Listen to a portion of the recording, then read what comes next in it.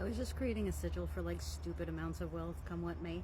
And I realized that last time I had made a sigil, a lot of people bought it that didn't know how to use it, which is fine. I'm a fairly safe sigil maker. However, not everybody is, and a lot of people who are using it probably don't even know to know that. So I decided I would do like a sigil safety 101 sort of thing. This is going to be kind of a longer one, but especially if you're going to be using sigils for your life, or if you're somebody who wants to be buying them off me, please go through the whole thing. I talk fairly fast, plus you can double speed it, and I'll try my best not to make it that long. That's what he said. I also want to introduce my little familiar helper. She's usually not one that's helping me with this sort of stuff, but this is Miss Dorothea Brambles. She's very beautiful. Look at that pretty little face. Hi, Dorothea Brambles. Okay, first things first, that sigil needs to be created like it's a prenup, and I am not joking about that. Sometimes, okay, magic works with a lot of spirits and a lot of energies and a lot of frequencies, and if you're a little sloppy about it or the wording isn't exactly clear, sometimes things can come through that are not what you want.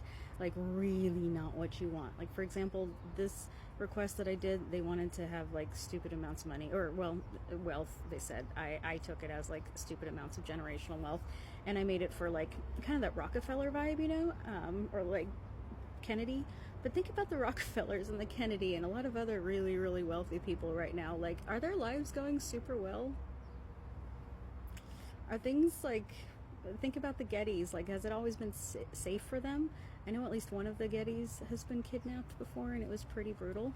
And so I also added safety to this. And I'm not saying this because I'm like selling my sigils specifically, actually, but you need to make sure that your sigil is created so that like you can't have something nasty come back around.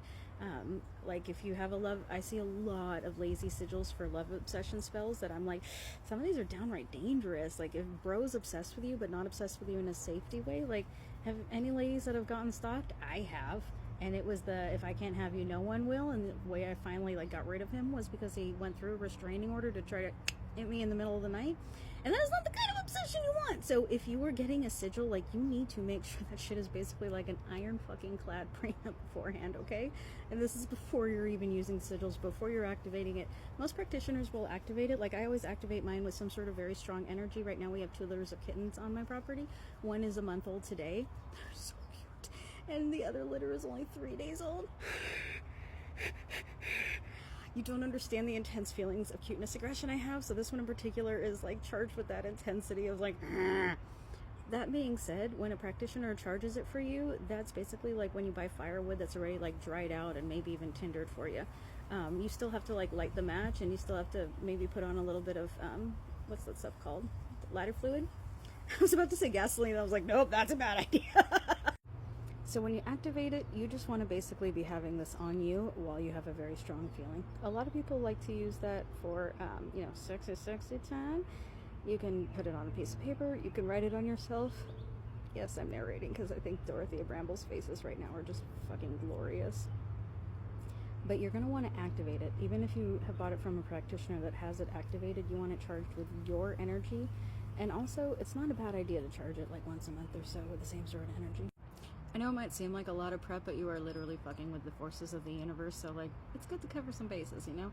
So now that you've made sure that you're safe coming up to this point, what do you actually do with the sigil? There's a million things you can do with it, and it totally depends on what it is that you are trying to do and the intention, as well as like what works for you. So for example, I use a lot of it with my glamour magic. I'll draw on like Feyhu symbols or other, you know, wealth or protection symbols, depending on, you know, what it is that I need. Especially if I'm going out at social situations, I'll do like bind runes on different places on my body because I'm like, I'm protecting my energy. Sigils can be placed on you. Some people even get them tattooed. Sigils can also be placed on you, like you can just draw it with your spit, you can draw it with your finger and nothing, and that way it's charging through your body all the time. Or one thing that I really like to do is like write them into soles of shoes. Most of the soles of my shoes are black because I wear a lot of black, so it just kind of blends in anyway. Although I'll usually write it with green because that's the color of currency and prosperity, like in the country that I'm at. Some people might want red because it's also something that's associated with prosperity. What feels good to you? Anyway, that I do because I want every step that I take to be getting me closer to my goal. And there's this saying that like for every step you take, the gods take 1,000 steps towards you. And like that's the intention that I have when I'm putting it in my in my soles of my shoe. Not on the bottom, because it's like trampling on it. It's like in the soles of my shoes, so it's like constantly touching me, and it's constantly like a part of me. A lot of times I write them in my mirrors so that I'm constantly reminded and impress this in my subconscious, because also with sigils, especially if you're able to see them, your subconscious knows what it is, but your conscious mind doesn't. And manifestation isn't just about energy. Well, it is, but and that you're like your energy too, but also part of it is like your own energy needs to change, and part of that is looking for things like I had one person that within an hour they didn't get a result, and they're like, it's not working for me. And I mean, some magic works that way, but for the most part it doesn't. A lot of it is like investing, like you would buy stocks or something. Like right now the stock market's on sale and I'm buying some, not so I can get rich quick, but like for the long haul. This is like taking care of future you. This is why you want to be really intentional about it. If you have any other questions, and if there's anything I didn't cover, please let me know. But if you're going to be using sigils, please just do it safely. This is less than 6 minutes, which means if you double speed me, it's only less than 3 minutes, so that ain't that bad.